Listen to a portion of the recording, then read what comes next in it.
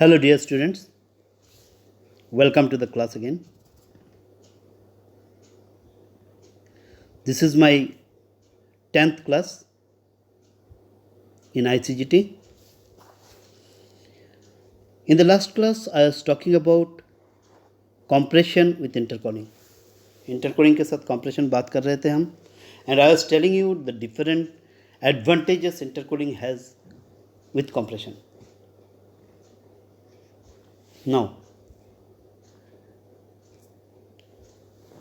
see in the next that we have started, the work required to compress in a steady flow device can be reduced by compressing in stages. We can use compressors in stages. Since instead of using a single compressor, we can use two compressors.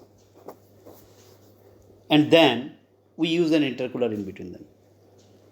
Using a compressor, two compressors separately with an intercooler in between them increases the efficiency to a large extent. That's a great advantage. Increasing the compression work, not compression, compressor output as compared to the input can be modified in a large way by increasing the number of stages with an intercooler in between. What is written here, cooling the gas reduces the specific volume and in turn the work required for compression by itself.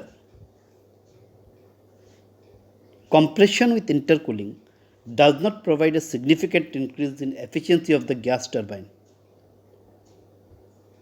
Compression with intercooling does not provide a significant increase in the efficiency of the gas turbine because the temperature at the combustor inlet would require additional heat transfer to achieve the desired turbine inlet temperature. Getting the terms? What it tells? I will explain you. You are using an intercooler, right? You are cooling the gas. As a result of cooling the gas, the specific volume decreases, the work PDV decreases. It will be clear in the PV diagram. I will show you after some time. So PDV decreases means work done decreases. Work done decreases means input decreases. So output by input ratio increases. So by using an intercooler, we are able to reduce the input compressor work. That's correct. But the matter is not so simple. As we reduce the internal work, input work of the compressor, at the same time because of intercooler, the temperature of the hot gas, what happens after compression, the gas gains temperature also, gains pressure also. Means it's high temperature, high pressure gas. Now, this high temperature achieved in the first compressor is reduced to a certain extent by the intercooler because there is cooling. As the cooling happens, as a result of cooling, since there is reduction in the work by the intercooler, and as the cooling happens, as a result of cooling, the gas at the point 3, you can see at the stage 3 shown here, the stage comes to 1 to 2 to 3 to 4 in the diagram. At the stage 3, when we come to that point, the temperature T3 is a bit less than the temperature T2. Now we have to compensate for the temperature. We have no other alternative. We have to compensate that from the temperature because in the second compressor, the gases should go at a high temperature as well as high pressure. So increasing the temperature of the gas will require further fuel. So whatever you have gained reducing the work done in the intercooler may be negated by this increase in the fuel cost because further fuel will be required. Try to understand in overall term of the engineering. So intercooler may be effective, may not be effective, depending on the circumstances. That's what they're telling here. We come to the next part. Here you can see, this is the part you can see in this part 1 to 2 in the curve TS diagram, you see 1 to 2 first level of compression, 2 to 3 is intercooling, 3 to 4 is second level of compression.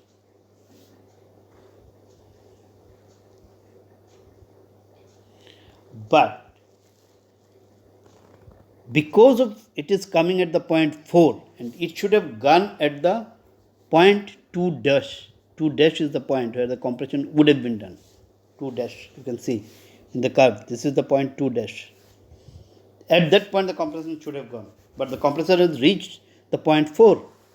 That means 4 to 2 dash, that part is to be compensated by adding additional heat. That is the additional heat Q required shown here. That additional heat imparts to more fuel added, that means more cost.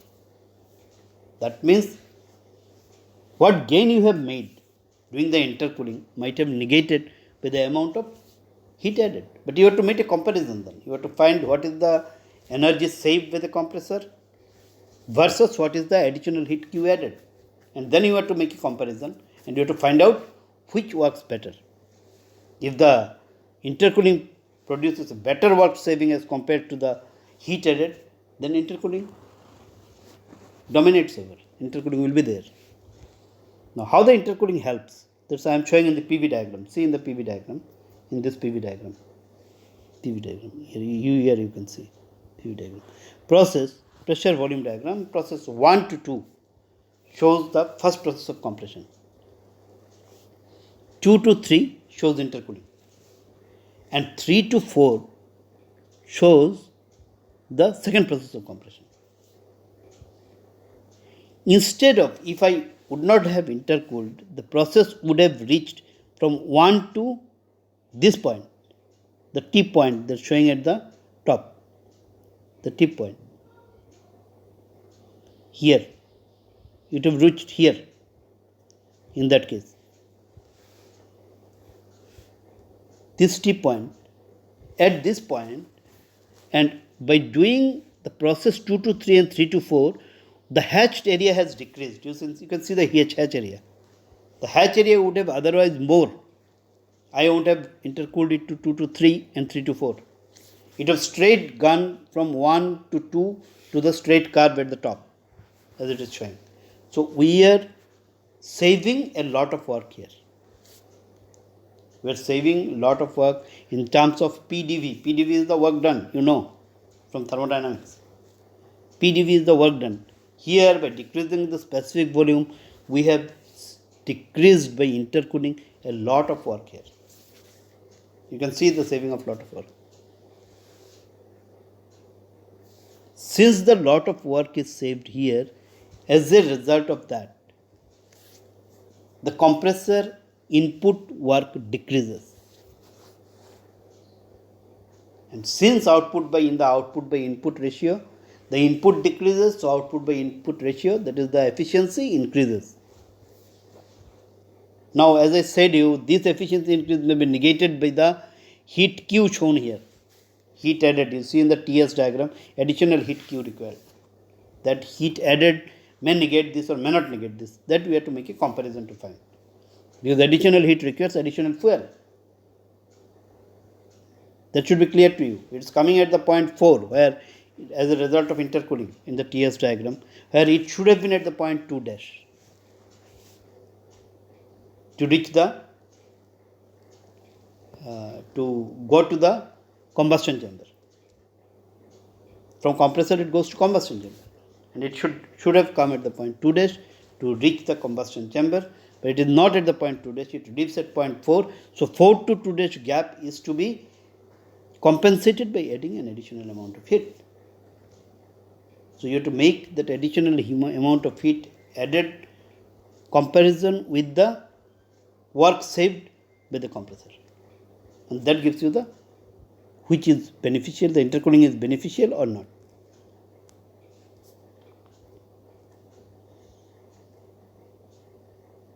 Now I am coming to reheating between the stages.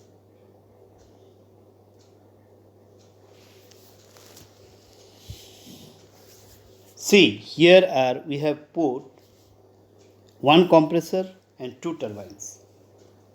Turbine 1, turbine 2. Why we have put two turbines in series?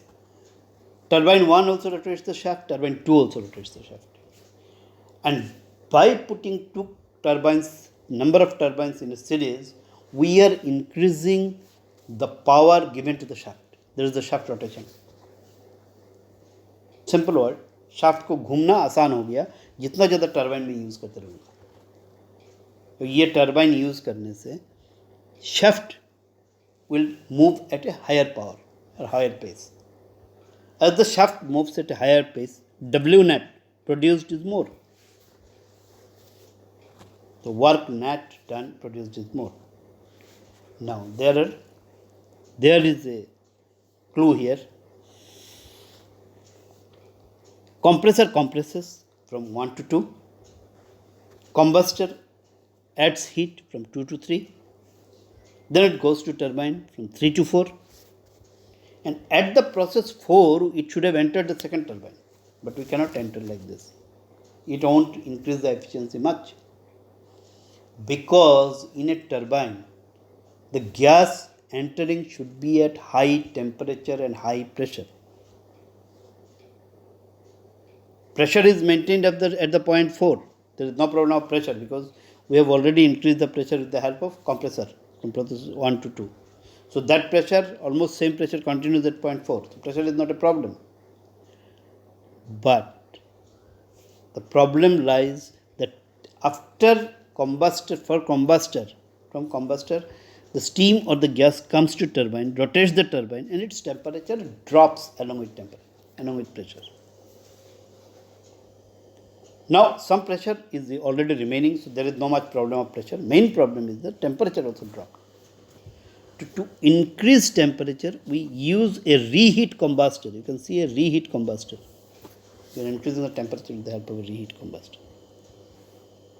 We are providing a second stage of heating with the help of reheat combustor, and as a result of that, the gas again gets reheated and the temperature gains ground. Temperature again gained by the gas, and so the high temperature, high pressure gas enters the turbine 2, and the turbine 2 also gives a higher efficiency. So what we are doing? We have two processes we have seen. One, we have done intercooling at the first. Just now I have shown we are decreasing the compressor work in there. Here we are putting reheating. We are increasing the temperature of the inlet temperature of the second turbine. But here is the catch. Catch is that in reheating the combustor, you are again using a fuel. One fuel is used in the combustor. Now you are using again fuel in the reheat combustor. So that increases your input cost. Now that can be minimized doing regeneration and such other principles. We'll be talking about that in the future of the class. Here you can see there is a lot of increase in the efficiency. You can see the total work is increased, but additional heat input is required. Net efficiency may or may not increase. That's what they are telling.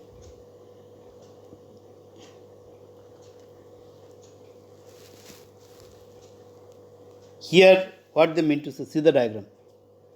Again, see the point 3 to 4. 3 to 4 is first turbine, where 3 to 4 the temperature drops. This is the diagram, TS diagram, temperature entropy diagram. So 3 to 4 the temperature drops. T4 is less than T3. You can see the diagram. T4 is less than T3. Then at the point 4, we have added heat input and we have risen the temperature to 0.5, where T5 is more than T4 and almost equal to T3. What was the initial temperature? Before the first turbine, almost we have regained that temperature. And at that high temperature and high pressure, the second time it enters in the second turbine for the process 5 to 6. Now there is a catch. Catch is that 4 to 5 you are adding heat. This additional heat costs you fuel. So fuel required increases. So your input, any cost required is input. So input cost increases. Input increases means output by input decreases. Thus the efficiency of the turbine may decrease, may increase as an overall effect. You cannot say right now like this. You have to make a comparison to see how 3 to 4 and then 4 to 5 and 5 to 6. The total process will increase the efficiency of the system and how much heat induced, that is Q in, given in the second stage, affects the system. That is pluses and minuses you have to compare. This is how the system works.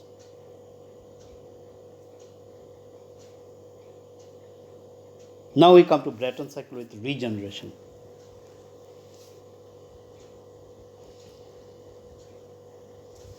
Temperature of the exhaust gas leaving the turbine is higher than the temperature of air leaving the compressor. Try to listen it very minutely. Temperature of the exhaust gas leaving the turbine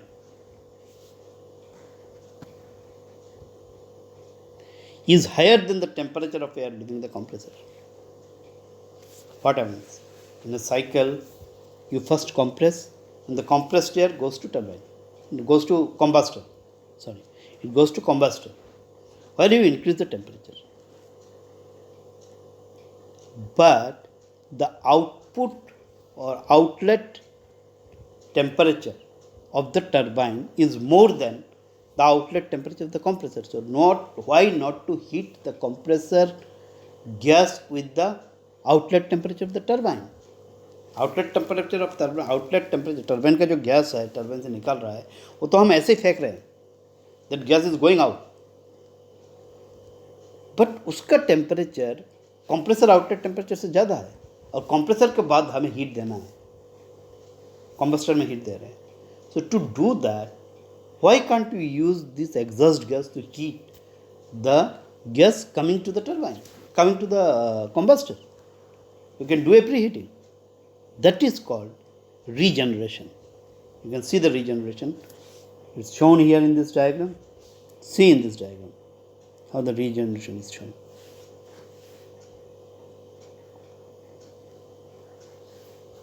In this diagram, the regeneration is shown with the help of a turbine, combustion chamber, regenerator. You can see the outlet of the turbine is coming to the regenerator. Outlet of the turbine at the point 4. This is the outlet of the turbine. Point 4. Look at the point 4. It comes to the regenerator and here it gives heat to the outlet of the compressor, that is at point 2, and increases the temperature to T5 from T2. T5 from T2. This becomes clear in this TS diagram. Increases the temperature from T5 to T2. See, point 5 is given, point 2 is given. You can see this, see from this diagram. This diagram amply tells about that. This is T5, this is T2.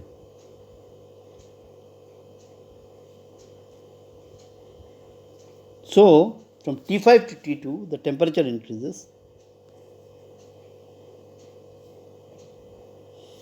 And this high temperature helps in reducing the fuel used in the combustion chamber.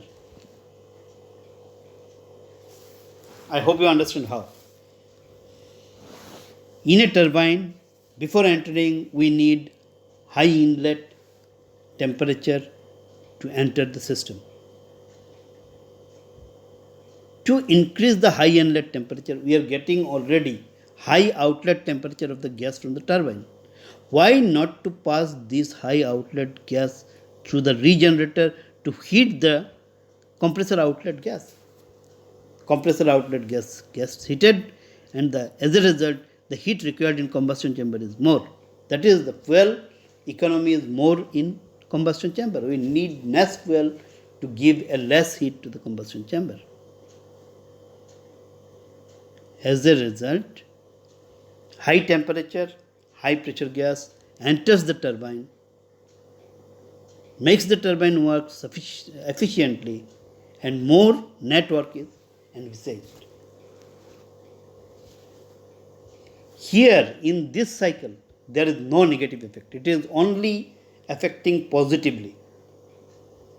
That is, it is increasing the efficiency of the cycle without any question. Overall efficiency of the cycle. Why? Because input has decreased. Why input has decreased?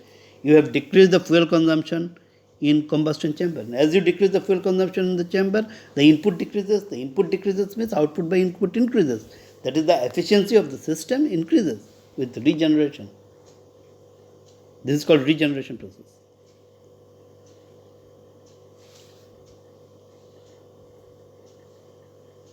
Now comes to the Brayton cycle with intercooling, reheating and regeneration. This is Brayton cycle. Already we have talked about this part of the Brayton cycle. We have already talked about this prior to the Brayton cycle. You can see here as a result of intercooling, this is basically showing intercooling. Process 1 to A to C is the general process. अगर intercooling नहीं होता तो ये 1 to C चला जाता process में. Because of intercooling, it takes the path 1A, B, D. So A to B is the intercooling process and A, B, D is the new process. Because of the process A, B, D, it saves work B, D, C, A. This red hatched portion, that much work is saved as a result of intercooling. This is the effect of intercooling. We are already discussing that in earlier chapters. Here also again we are mentioning the intercooling result so that you can better understand how we increase the efficiency of the cycle.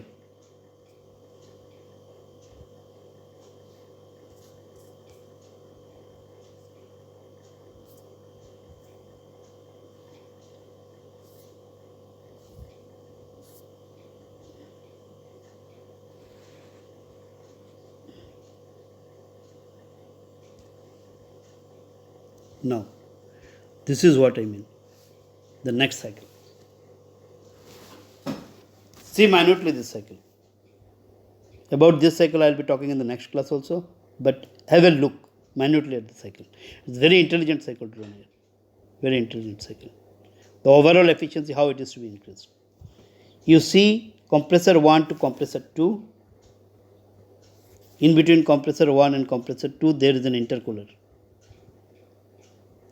Then, after intercooling, they have increased they have taken a regenerator. After intercooler and compressor 2, they have taken a regenerator. So the temperature increased. In the increased temperature, that means 1 to 2, the first process of compression, 2 to 3 is intercooling, 3 to 4 is second process of compression. And after 3 to 4, 4 to 5 is the regeneration. That is the heat gain. 5 to 6 is the combustion chamber. It comes to combustion chamber, but combustion chamber heat input has reduced because already we have heated in regenerator. And then it comes to combustion chamber. You can see it. 4 to 5 is regenerator. Here we have reduced the heat. Then it comes to combustion chamber. 5 to 6. And from 5 to 6 of combustion chamber, it goes to 6 to 7. The turbine. And from turbine, it goes to 7 to 8 to a reheater. We are putting after the turbine a reheater to increase the temperature. We have already discussed about, in this class we have discussed about intercooling, we have discussed about regenerator, we have discussed about reheater, and you can just correlate it. Here, all these efficiency enhancing devices we have put in the same cycle. There are three things: intercooling, regenerating, reheating. All the three parameters we have put here into operation to increase the efficiency of the turbines. And you can see that efficiency of the turbines is increasing. As a result of the increase in efficiency of the turbine, in totality, it helps you in giving a better overall efficiency of the turbine. Just have a look. I will again explain this in the next class. Just have a look. Compressor 1 to compressor 2. In between there is an intercooler. Here is the intercooler. You can see I have cooled with the intercooler. Then this is happening at 1 to 2 first stage of compression, 2 to 3 intercooling, 3 to 4 second stage of compression, then 4 to 5 we have heated by regenerator. Regenerator is what? The gas coming out of the turbine. That's going by the process that's good after the process 10, it goes to the process 10 after that hot gas. That hot gas increases the temperature of the compressor outlet, second compressor outlet gas from 4 to 5. At 5 it enters combustion chamber. We add heat to combustion chamber, and at constant pressure it gains 5 to 6 the temperature. At the high temperature it enters the turbine 1 at the point 6, and in the turbine 1 the temperature falls to temperature 7, T7. That is, T7 is less than T6, because after going to first turbine the temperature and pressure drops. So the temperature drops here at T7. We have compensated for the temperature by using a reheater. Again we have heated it. So the temperature 8, T8 is more than temperature T7. And from there it comes to 8 to 9 in the turbine 2. The process 9 comes through the regenerator and then goes out at the point 10. This is how the whole cycle emphasized here. This is how the whole cycle is emphasized. Doing this, I have increased the efficiency of the gas turbine tremendously. Since we increase the efficiency of the gas turbine, it has a big effect in the future of the gas turbine industry and the power plant. We'll talk about in the next class about the power plant, how it works in the power plant, how it gets a better efficiency as compared to a reciprocating or IC engine using in a power plant, how it reduces pollution. There are so many positive factors connected to that. We'll be talking about that. This is all about this class. Now, in the discussion, in the MS Teams, you can always ask me questions about that. Thank you for joining the class.